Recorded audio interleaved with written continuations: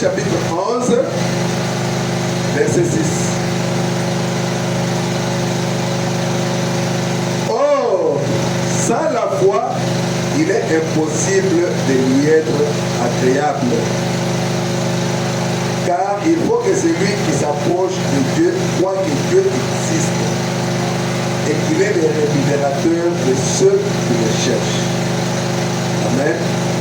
Et au Seigneur, divin Père Céleste, qui avait quelque chose de puissant, nous venons te dire au Dieu de toi cette portion de l'Écriture.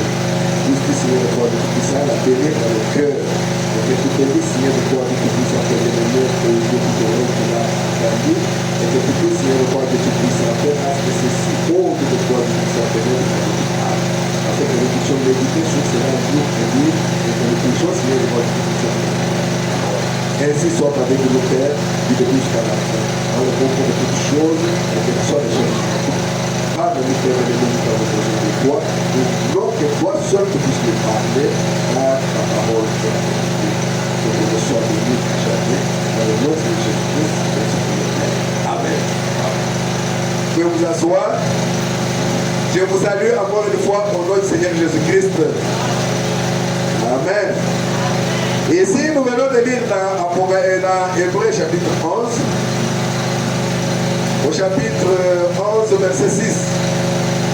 La Bible dit, or sans la foi, il est impossible de lui être agréable. Donc, vous avez un condiment, vous pouvez se faire ça embêter. Donc, vous avez à se faire regarder dans mon tour, il y a un condiment. Oui, il y a un condiment. Car il faut que celui qui s'approche de Dieu croit que Dieu existe. Tu viens t'ouvrir de Dieu, tu viens lui parler, mais il faut d'abord croire que Dieu existe et que c'est lui le rémunérateur de ceux qui le cherchent. Il est appelé ça des foutis. Amen. Ici, nous allons parler d'un petit sujet, seulement pour ce soir, qui va nous amener la prière. Le petit sujet de l'intitulons concernant les portes de l'ennemi. Amen. Alors, si nous lisons, ou bien si vous lisez Hébreux 11, tous les Hébreux 11 depuis le premier verset jusqu'à la fin, vous verrez qu'ici Paul est en train de parler des héros de la foi. Les gens qui ont cru en Dieu et qui ont renversé des royaumes, qui ont été les faits, qui ont fait ceci, qui ont fait cela. Seulement à cause de la foi. Et c'est ainsi que Paul nous dit, sans la foi, on ne peut pas être agréable à Dieu. Et ces gens-là, par la foi, ils avaient possédé toutes les portes des ennemis. Amen. Et aujourd'hui, notre petit sujet, c'est possédant les portes de l'ennemi. Amen. Mais nous allons prendre une histoire dans la Bible pour essayer d'asseoir notre exhortation de ce soir. Nous allons prendre l'histoire des enfants d'Israël. Dans Nombre chapitre 32, depuis le 8e verset jusqu'au 13e verset. Verset 8 jusqu'à 13. Ici, nous allons voir que Dieu avait dit à Abraham, quand nous allons dans Genèse, Dieu avait promis à Abraham que sa postérité sera esclave dans un pays étranger. Et que lui, Dieu les fera sortir par sa main puissante. Et il allait leur donner un pays. Les enfants d'Israël sont sortis de l'Égypte, mais là, ils étaient en route vers la terre promise. Donc, alors, quand ils ont quitté l'Égypte, ils sont arrivés quelque part. Moïse a envoyé d'abord 12 espions. Les gens qui devaient aller dans le pays, voir tous les points stratégiques du pays, voir le pays, comment il était, les gens qui étaient là, comment ils se comportent. Donc quand on parle d'un espion, l'espion vient, il peut s'asseoir parmi nous, il regarde à gauche, il regarde à droite, il va dire, bon, là-bas j'ai trouvé ceci, j'ai trouvé cela, la porte est à gauche, bon, ils ont ceci, ils ont cela. C'est ça un espion. Mon oncle, donc ailleurs, à Zotana,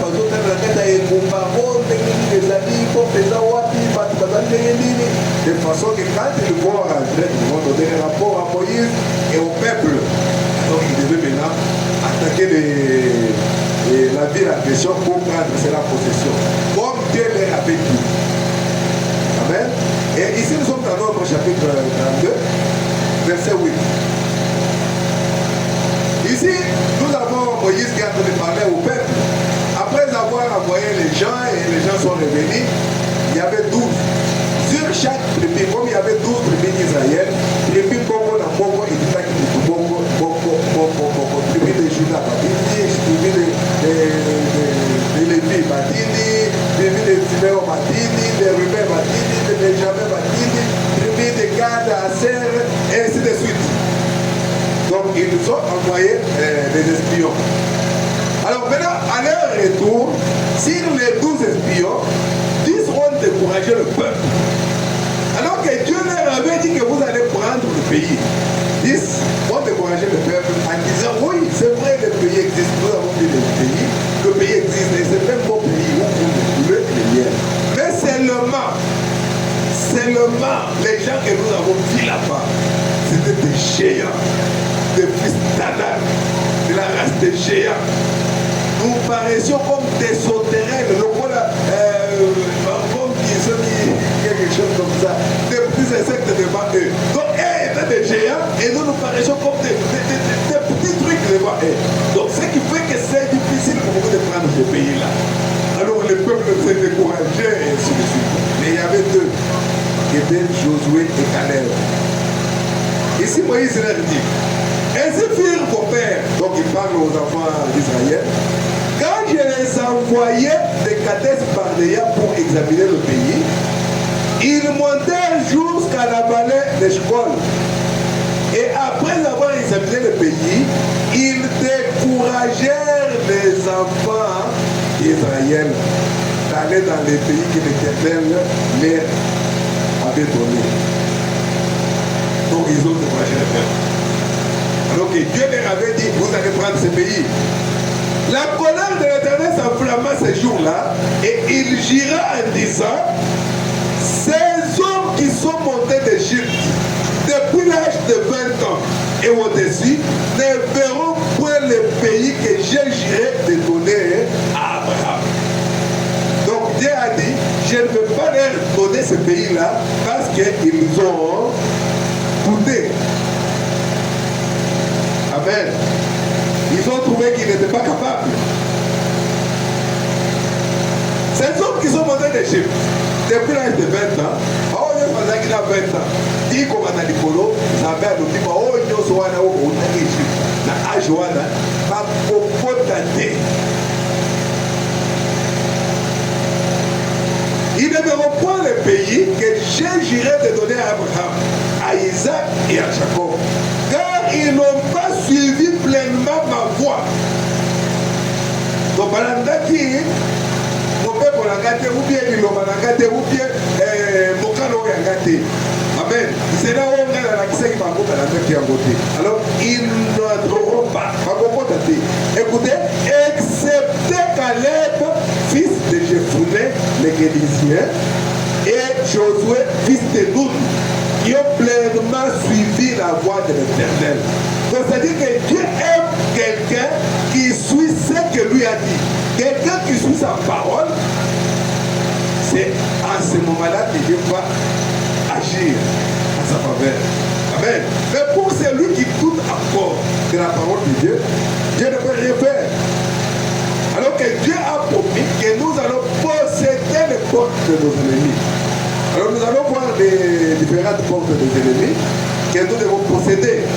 Et chacun va prier en fonction de cela. La colère de l'Éternel s'enflamma contre Israël.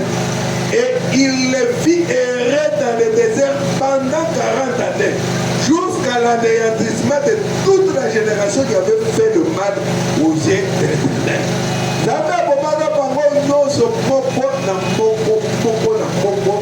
Pendant 40 ans. Amen. Et il a laissé cette femme Josué et Caleb. Pourquoi? Parce que Josué et Caleb avaient pris position pour la parole, pour la promesse de Dieu. Et aujourd'hui, nous allons parler de possédant les portes de l'ennemi. Parce que nous devons aussi posséder les portes de l'ennemi.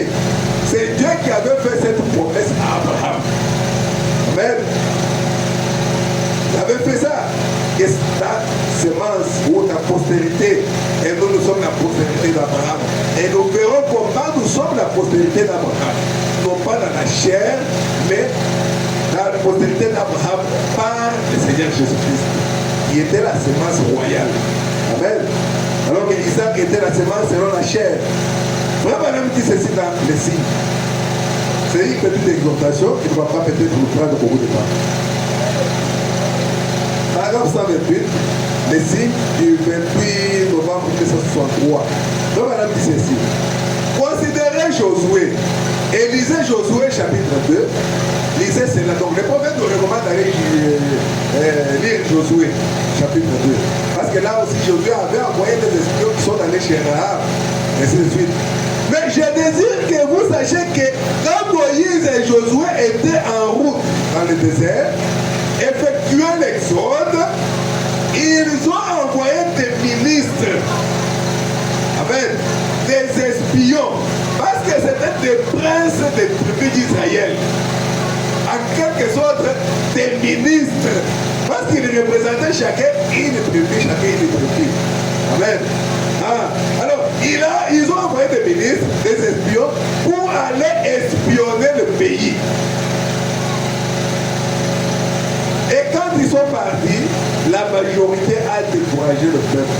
Seulement Josué et Caleb ont dit non. Dieu a dit, nous allons nous emparer de cela. C'est notre promesse. Amen. C'est ce que nous devons être. Dieu dit que moi je vous ai promis ceci. Ça c'est pour vous. Prenez ça et dites que ça c'est pour vous. Amen. Dieu est là, il regarde. Est-ce qu'il va prendre cela ou qu'il va avoir peur? Amen. Est-ce qu'il va avoir peur et dire c'est un géant? Cette maladie a beaucoup traîné. Cette situation a beaucoup tiré. Donc c'est vraiment.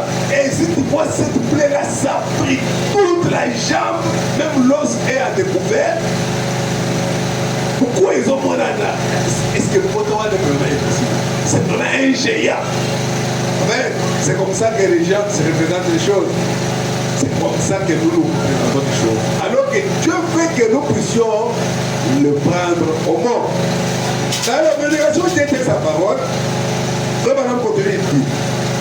Maintenant, si nous comprenons bien, ils étaient arrivés à un lieu appelé Kadesh Barnea. Parce que c'était là à Kadesh Barnea qu'ils avaient douté de la promesse de Dieu. Que les 10 espions sont venus et ils ont pour décourager le peuple. C'était à Kadesh Barnea. Et Frère Madame dit, ils sont arrivés à Kadesh Barnea. C'était le trône du jugement. Où un temps de preuve pour tout Israël. Et Dieu teste toujours ses enfants par sa parole. Amen. Est-ce que tu es un enfant de Dieu? Ok. Si tu es un enfant de Dieu, sache que Dieu va te tester par sa parole. Dieu va te tester. Et voir comment toi tu vas réagir. Amen. Et tu vas voir peut-être quelqu'un à côté de toi, il a fait ceci et puis ça réussit. Toi tu fais, ça ne réussit pas. Et Dieu te regarde. Amen. Et quand il te regarde, il va voir ta réaction. Ici, nous allons dire que Dieu teste toujours ses enfants par sa parole. Pour voir est-ce qu'il tient à ma parole, oui ou non. Et ils ont dit, nous paraissons comme des sauterelles à côté de ces grands géants. Ces gens-là, c'était des géants. C'est la race des géants, des fils d'Anak. Là-bas à Jéricho, quand ils sont arrivés, ils ont trouvé que c'était un pays, c'est vrai, un très beau pays. Mais les gens qui étaient là, c'était des géants. C'est comme toi, tu es là, et puis on te dit, oh, bon, il y a un catcheur qui est là, musculé là, tu vas te battre avec. Tu regardes comme ça, tu dis, ah, c'est un catcheur, moi je n'ai pas fait de catch. Un catcheur avec des gros paquets comme ça là, on te dit que tu vas te battre avec lui. Mais quand Dieu a dit que tu vas le vaincre, il faut dire, ok, Dieu a dit que je vais le vaincre, alors je vais le vaincre. Il y a une histoire que Frère Madame raconte. Un prédicateur était quelque part là. Il est allé pour faire une campagne. Arrivé là, il a arrangé le podium avant que les gens le viennent, il a arrangé des choses et tout ça. Il y a un monsieur qui est arrivé là, il a dit, oh, qu'est-ce que tu fais là? Oh non, je dois prêcher ici, ce soir ici. Il lui dit, mais qui t'a donné l'autorisation de prêcher ici? Il dit, non, c'est Dieu qui m'a envoyé pour prêcher. Il dit, à moi, comme ce monsieur-là, c'était un posto, mais madame dit, il lui dit au prédicateur, bon, ça va. Comme tu dis que c'est Dieu qui t'a envoyé pour prêcher, tu dois d'abord commencer par me taper. Si tu me tapes, alors tu vas prêcher. Et le prédicateur a dit, oh, mais ça c'est pas un problème. Comme c'est Dieu qui m'a envoyé, je veux bien te taper. Alors il a repoussé le manche. Et le monsieur est arrivé, le prédicateur l'a vraiment tapé jusqu'à ce que l'homme a dit oui, oui, ça suffit. Amen. Donc un monsieur qui était gros, qui tapait les gens, il a trouvé un petit prédicateur. Mais écoutez ce qu'il dit au prédicateur. Comme tu dis que c'est Dieu qui t'a envoyé, alors tu vas commencer par te taper, alors tu vas prêcher. Le prédicateur lui dit, oh, mais comme c'est ce que tu dis, comme c'est Dieu qui m'a envoyé, alors je vais alors te taper. Amen. Ah, quand tu es devant quelque chose, même si tu vois que cela est grand, comment? Tu vas te dire, non, Dieu a promis. Comme Dieu a promis, moi je vais m'emparer de ceci. Alléluia. Ah. Mais peut-être, et on dit, nous pouvons nous en emparer. C'était Josué et Caleb. Amen. Josué et Caleb, ils ont dit, nous allons nous en emparer. Mais pour arriver à s'emparer de la chose, il y a toujours des portes. Et ce sont ces portes-là qui sont les portes de l'ennemi que nous devons nous emparer et ouvrir et avoir notre bénédiction. Le diable, c'est tout simplement un bluffeur. Amen. Il est tout simplement là pour nous faire peur. Mais la promesse nous appartient. Josué aussi, après qu'il a été mis à l'épreuve à Kadès, il est revenu et 90% des ministres ont dit, nous ne pouvons pas nous en emparer. Josué a dit, nous sommes plus qu'incapables de nous en emparer. Lui et Caleb, les seules deux personnes qui traversèrent sur les 2,5 millions de gens qui étaient sortis de l'Égypte. Sur 2,5 millions de personnes, seulement 2 vont traverser, sont entrés au pays. Pourquoi? Parce qu'ils sont tenus à la promesse de Dieu. Si Dieu nous promet quelque chose, il faut tenir à cela. Le diable viendra pour te chuchoter à l'oreille, pour te dire, est-ce que tu dois vraiment que cela est vrai? Il n'y a rien de moi, Satan. Moi, je le vois. Ça va partir. Amen. Et quand le diable fait ouh, il va aussi faire ouh, il va réguler. Amen. Maman me dit, que fit-il? Il descendit au Jourdain, le Jourdain qui les empêchait d'accéder à la terre promise. Mais ils possédaient la porte de l'ennemi. Alléluia. Ils ont traversé le Jourdain qui était un empêchement. Et ils ont possédé le Jourdain. Ils sont allés jusqu'à l'autre côté pour s'emparer du pays. Pourquoi? Parce qu'ils l'avaient pris Dieu au nom. Voilà, vous dit, c'est parce qu'il avait pris Dieu au nom. C'est ce que nous devons aussi faire. La parole appartient à Dieu. Et nous sommes ses enfants. Nous ne pouvons que croire. C'est comme un petit enfant qui a une année, 2 ans, qui parle à peine. Mais papa, tu m'achètes l'avion. Oui, ça va, je vais t'acheter l'avion. Et l'enfant croit réellement que son papa va lui acheter l'avion. Amen. Mais quand il commence maintenant à raisonner, est-ce que vraiment? Non. Dieu a promis, Dieu est plus que capable de nous donner cela. Dans la prédication qui était sa parole, le premier parti pour Madame Dieu au paragraphe 17. Et mes amis, j'aimerais que vous remarquiez que Caleb et Josué regardaient à une seule chose. Mais les 10 autres espions regardaient à quelque chose d'autre. Amen. Quand Dieu donne la parole dans la promesse. Qu'est-ce que toi tu vois quand tu regardes? Amen. Parce qu'ils étaient à 12. 10 regardaient aux géants et 2 qui étaient Josué et Caleb et regardaient la promesse. Elle ne regardait pas les géants. Elle ne regardait pas les obstacles. Elle ne regardait pas la maladie, même si la maladie a beaucoup traîné. Elle ne regardait pas, je ne sais pas, au chômage de 20 ans. Non. Elle regardait à la promesse. Ce que Dieu avait promis. Amen. Mais les 10 regardaient quelque chose. Les 10 regardaient aux circonstances. Mais Caleb et Josué regardaient à la parole de Dieu. Amen. Ne regardez pas aux symptômes. Ne regardez pas aux circonstances qui sont difficiles. Mais regardez à ce que Dieu a dit. Dieu a dit que 1000 tombent à gauche, que 10 000 tombent à droite. Tu resteras debout. Mais quand tu vois 10 000 tomber à gauche, 10 000 tomber à droite, mais pourquoi tu as peur? Dieu a dit, toi tu resteras debout. Dis-toi, Dieu a dit que moi je ne vais pas tomber. Amen. Il faut prendre Dieu au mot, quel que soit le problème. Amen. Les 10 regardaient aux circonstances, mais Caleb et Josué regardaient à la parole de Dieu. Ils ont dit, nous pouvons nous en emparer. Parce que nous en sommes capables. En effet, Dieu a dit que nous en sommes capables. Amen. Alors, c'était la même histoire avec David.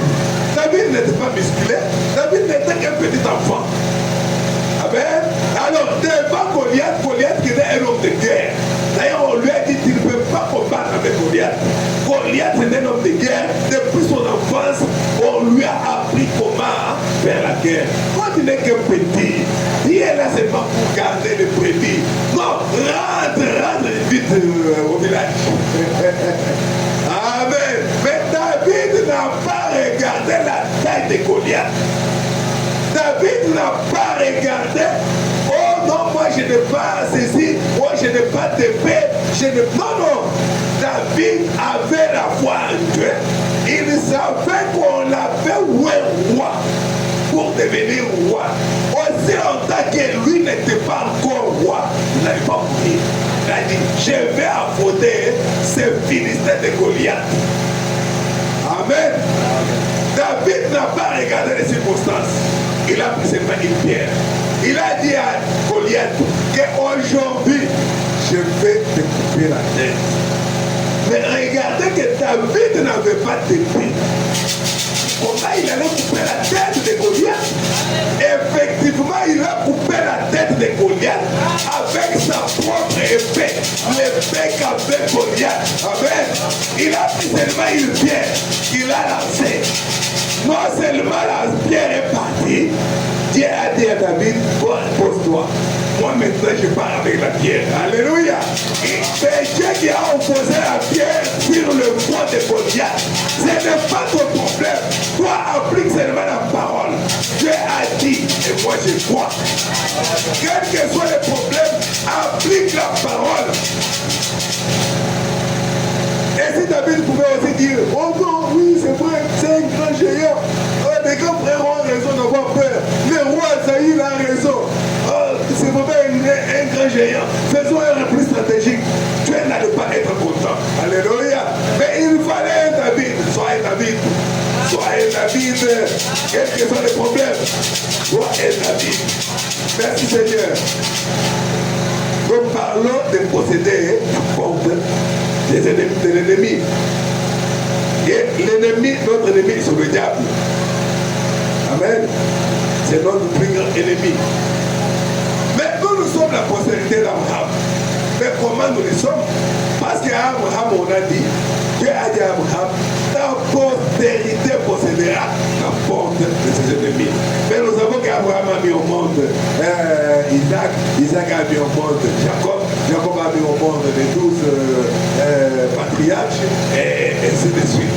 Et vous allez dire que c'est Israël. Donc même la Bible dit que la semence dont on a parlé, ce n'était pas Israël. Parce que la Bible a dit que toutes les nations de la terre seront bénies en toi, Abraham. Alléluia. Alors Israël. Écoutez, quand madame dit ceci et ta postérité postérieure à la porte de Jérusalem, il fait d'ailleurs, j'allais soigner. Par exemple, il dit ceci. Josué, pendant qu'il regardait la promesse de Dieu, il a dit, nous sommes plus que capables de nous en emparer. C'est vrai. Et quand il est descendu au Jourdain, qu'est-ce que le Jourdain a fait? Le Jourdain a cédé. Parce que Josué était sur le chemin du devoir. Quand tu es sur le chemin du devoir, pour appliquer la parole de Dieu, toute chose doit céder.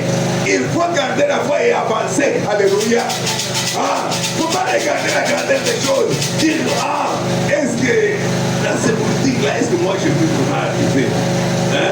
Dans les centres commerciaux là, vraiment, est-ce que dans quel bureau je vais entrer? Je vais entrer par où? Non! Dis-toi que moi j'entrerai là-bas. Dieu a promis. Alléluia. C'est vrai, quand il est descendu au Jourdain, le Jourdain a cédé. C'est ça. Josué a possédé la porte de l'ennemi. Ce Jourdain l'empêchait de traverser pour prendre possession de cette promesse-là. C'est la même chose avec Moïse. Moïse qui sortait de l'Égypte. Ils sont arrivés quelque part là. Il y avait la mer Rouge. Et les enfants d'Israël ont commencé à pleurer. Oh Moïse, Moïse, il fallait te laisser en Égypte. Pourquoi? Parce que la mer Rouge constituait une porte qui les empêchait de franchir. Alors cette porte-là, Moïse l'a possédée. Dieu a dit à Moïse, mais pourquoi s'écrit Moïse? Mais parle! Je t'ai donné la parole, parle! Quand il a ouvert sa bouche, il a dit, ces Égyptiens que vous voyez, vous ne les reverrez plus jamais. Alléluia. Le problème que tu as là, tu ne les reverras plus jamais. Il faut croire comme ça et dire que la promesse est pour toi. Mais lorsqu'il est arrivé là, Josué, il était la postérité d'Abraham. Pourquoi? Il croyait la parole de Dieu. Qui est postérité d'Abraham? C'est celui qui croit à la parole de Dieu. Amen. Est-ce que tu es postérité d'Abraham? Est-ce que tu crois à la parole de Dieu? Si tu crois à la parole de Dieu, tu es postérité d'Abraham. Alléluia. C'est l'unique moyen pour vous de devenir postérité d'Abraham. Madame dit l'unique moyen pour nous de devenir postérité d'Abraham, c'est de croire dans la parole de Dieu. Alléluia. L'unique moyen pour vous de devenir la postérité d'Abraham, c'est de croire à la parole de Dieu. Et puis, qu'a-t-il fait quand il était sur le point de conquérir l'ennemi? Dieu a ouvert la porte et il a possédé cela. Alléluia. Il s'en est emparé et il a traversé. Josué n'avait pas peur. Et moi, madame dit, il n'y a jamais eu un plus grand général comme Josué. Un jour, il était là et il a vu un homme se présenter devant lui avec une épée. Josué a sauté aussi son épée. C'était l'ange de l'Éternel. Il a sauté aussi son épée. Il lui a dit, tu es de nous ou tu es des ennemis? Il a dit, je suis le commandant-chef de l'armée de l'Éternel. Alléluia. Josué n'avait peur de personne. Lui, c'était tout simplement avancé. Tellement qu'il croyait dans la parole, il croyait dans la promesse, il savait que Dieu avait dit, je t'ai donné tous tes ennemis pour les exterminer. Mais voilà que le soleil allait se coucher, les ennemis n'étaient pas encore exterminés tous. Donc, il a dit, soleil arrête-toi sur Gabaon. Alléluia. Parce qu'il savait qu'il était sur le chemin du devoir. Amen. Quelles que soient les circonstances, même si on disait non, j'étais au regard, non, Josué regarde, nous allons, bon, il fait déjà quoi, replions un peu. Non, Josué a dit, soleil arrête-toi sur Gabaon. Lui, honorer Dieu au monde tout simplement. Dieu a dit, je te donne ces ennemis-là, tu vas les exterminer. Il a dit, ok, parce que Dieu l'a dit, je vais les exterminer. Mais ce n'est pas comme nous, il ne faut pas faire. Dieu a dit quelque chose et nous commençons à reculer. Ah, moi je trouve que ce n'est pas aussi facile que ça. Hein? Tu regardes aux circonstances, tu regardes tout autour de toi, et puis tu fais comme ça. Ah, la fièvre continue. Non, il faut dire à la fièvre que tu es déjà vaincu. Alléluia. Toi, on a prié pour moi. Je vois la parole de Dieu. La parole de Dieu dit que vous imposerez les mains aux malades et les malades seront guéris. Et frère madame dit que cette puissance de guérison est dans le malade lui-même. Il faut actionner cela. Alléluia. Merci Seigneur. Abraham, il a été promis une semence. La semence d'Abraham possédera la faute des ennemis. Amen. Voilà d'abord là où il a été promis à Abraham. C'est quand Abraham est allé pour offrir en sacrifice son fils qui était Isaac. Vous voyez que c'était vraiment une vie de sacrifice. Ce n'était pas facile pour Abraham. Un enfant qu'il a attendu pendant des années, et Dieu lui dit, prends ton enfant, ton fils, ton unique, c'est lui que tu aimes tant, Isaac. C'est comme ça que Dieu a cité.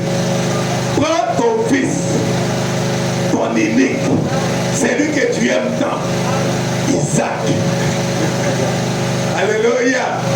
Va m'en offrir. Amen.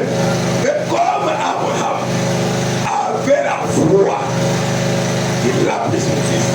Il a dit, comme c'est Dieu qui a dit, moi je prends mon fils, je pars avec, pour l'offrir en sacrifice à Dieu. Amen. Mais mets-toi à la place d'Abraham.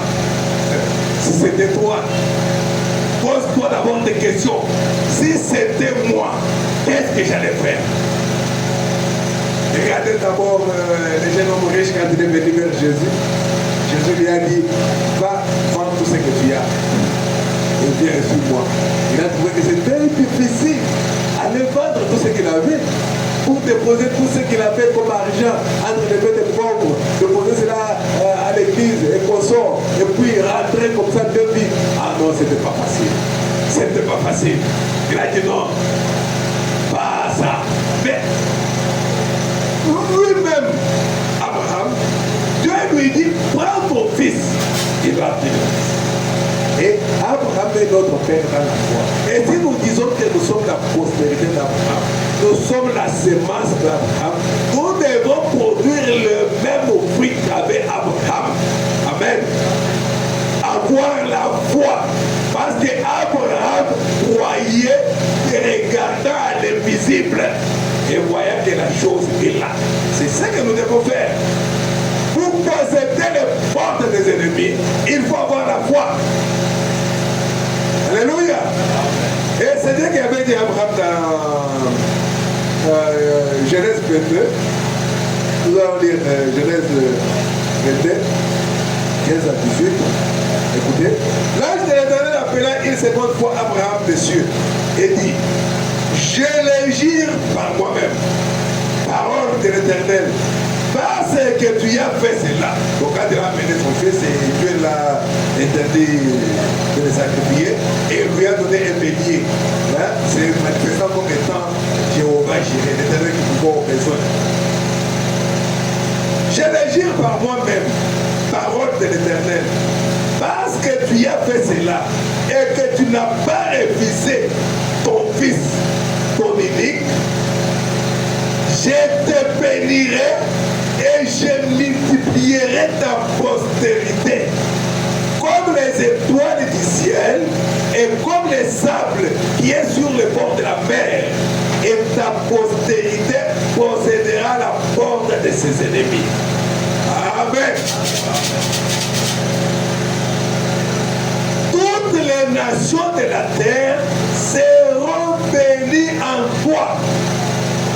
En ta postérité parce que tu as obéi à ma voix. Toutes les nations de la terre sont venues à la postérité d'Abraham parce qu'Abraham a obéi à la voix de Dieu. C'est ce que nous devons aussi faire. Obéir à la voix de Dieu. Ce que Dieu a dit, c'est ce que nous devons faire en pratique. Amen. Dieu nous a promis de bonnes choses.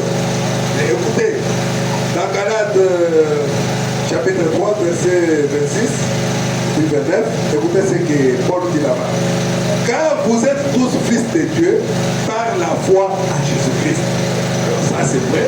Tous nous sommes fils de Dieu par la foi à Jésus-Christ. 29. Et si vous êtes à Christ, vous êtes donc postérité d'Abraham. Héritier selon la promesse. Amen. Alors, c'est parce que nous sommes croyants et nous croyons en Jésus-Christ, nous avons foi en Jésus-Christ et directement nous sommes héritiers semence d'Abraham. Et si vous êtes à Christ, vous êtes donc la postérité d'Abraham, héritier selon la promesse. Alors, quand Dieu a dit à Abraham que ta postérité possédera la porte de ses ennemis, la postérité d'Abraham, là, c'est toi, c'est lui, c'est moi. Alléluia. Nous devons posséder les portes des ennemis. Alléluia. Et ne pas faire marche arrière. Il faut avancer. Parce que nous sommes sur le chemin qui croit. Dieu l'a dit. Moi je crois. Dieu l'a dit. Moi je crois. Dieu l'a dit. Moi je crois. Et il faut avancer. Amen. Et frère madame dit, Dieu n'aime pas les gens qui reculent. Alléluia. Il faut avancer. Merci Seigneur. Et on va terminer. C'était une petite exhortation. Dans la prédication, ta postérité possédera la porte de l'ennemi. Là, c'est du bétail, Novembre 1959. Le Branham dit ceci. Nous allons prendre la partie C, parce que ce n'est pas vraiment une longue prédication, c'est vraiment une petite exhortation. Le Branham dit, et là, vous pouvez posséder la porte de chaque ennemi que vous avez. Chacun de nous a un ennemi. Alléluia. Vous pouvez posséder la porte de chaque ennemi que vous avez. Même les moi. C'est ça qu'on connaît. D'ailleurs, moi, c'est ton moi là qui doit d'abord mourir. Alléluia. Il faut l'assujettir. Il faut le posséder. Il ne faut pas que les moi là puissent avoir la prise sur toi. Toi, c'est celui qui est visible là. Le moi là, c'est la chair ici. Alléluia. Et c'est le diable qui vante le moi. Et là, vous pouvez posséder la porte de chaque ennemi que vous avez. Cet ennemi qui domine sur vous. Qu'est-ce qui domine sur vous? Et vous savez ce qui domine sur vous? Peut-être c'est le vol, peut-être c'est le mensonge, peut-être c'est la maladie. Alléluia. Peut-être c'est le découragement. C'est un ennemi qui domine sur toi. Alléluia. Peut-être c'est la pauvreté. Peut-être ce sont des soucis divers. Alléluia. Peut-être c'est la malice. Peut-être c'est la prostitution. Peut-être, donc la médisance, et ainsi de suite. Voilà, petit. Vous devez posséder la porte de chaque ennemi que vous avez. Cet ennemi qui domine sur vous. Cet ennemi qui vous fait faire des choses que vous ne voudriez pas faire. Alléluia. Tu veux aller à l'église. Les bébés là te disent, tu ne vois pas que Dieu fatigue. C'est la fatigue, hein? C'est ça, c'est la fatigue. Dieu d'ailleurs de moi. Alléluia. Amen. Il dit, cet ennemi qui vous fait faire des choses que vous ne devrez pas faire. Qui a pris ça ici? Oh non, ce n'est pas moi. Alors que c'était toi. Tu as fait quelque chose et parfois tu commences à dire, mais j'ai menti. C'est que tu ne voulais pas faire. Il y a un ennemi qui te fait faire cela. Vous devez posséder ces portes. L'ennemi qui place place le doute et la peur dans votre cœur. Oh, cette maladie ici, vraiment, est-ce que ça va partir? On commence à avoir peur. Et c'est là que le diable maintenant va venir et te donner encore beaucoup de soucis, beaucoup de fardeaux et va te fatiguer davantage. Alléluia. Et le diable passe, il demande, la gastrite ici c'est pour qui? Oh, moi ma gastrite ici, hein, c'est pour lui. La gastrite. Alléluia. Mais les passes ici, c'est à qui? J'ai l'impression que moi je vais pas ici, hein? Ah, c'est lui. Après on passe. Amen. Donc il faut prendre en possession toutes les portes de l'ennemi. Alléluia. Et avoir la victoire, c'est tout cela. L'ennemi qui place les doutes et la peur dans votre cœur, voilà justement l'endroit pour les vaincre. C'est au calvaire. Prends tous tes soucis. Prends tous tes fardeaux. Prends ces péchés-là que tu as. Amène tout au calvaire. C'est là qu'il y a la victoire. Alléluia. Parce que nous sommes prospérité d'Abraham par Jésus-Christ. Alléluia. Et Jésus à la croix, il a versé son sang et il a expié nos péchés. Venez savoir vous tous qui êtes chargés et fatigués. Moi je vous donnerai du repos. Prenez mon joug qui est léger, le Saint-Esprit. Et quand vous avez le Saint-Esprit va vous conduire dans la vérité. Nous parlons du véritable Saint-Esprit dans l'âme. Alléluia. Pas dans l'esprit. Dans l'esprit, quelqu'un peut sauter, crier et puis faire des clipites et devait aller à l'enfer. Alléluia. L'ennemi place le doute et la peur dans votre cœur. Mais prenez tout, amenez cela au calvaire. Il est déjà vaincu là-bas. Allez simplement réclamer vos bénédictions. Alléluia. Madame dit, allez simplement réclamer. Parce que Jésus a tout donné. Alléluia. Possédez toutes les portes de l'ennemi. Que ce soit les vols. Il faut posséder cela. Vaincre cela. Alléluia. Que ce soit des chômages. Dieu a dit, et celui qui ne travaille pas ne mange pas non plus. Moi, je dois travailler. Alléluia. Va vaincre les chômages. Tu passes. Si c'est la maladie, tu dis, Dieu a dit, par ce meurtrissés, moi j'ai été guéri. La maladie n'est pas ma promesse. Tu passes en possession. Tu passes. Alléluia. Tu vas vers le pays. Quels sont les mensonges? Il dit, moi je suis un enfant de Dieu.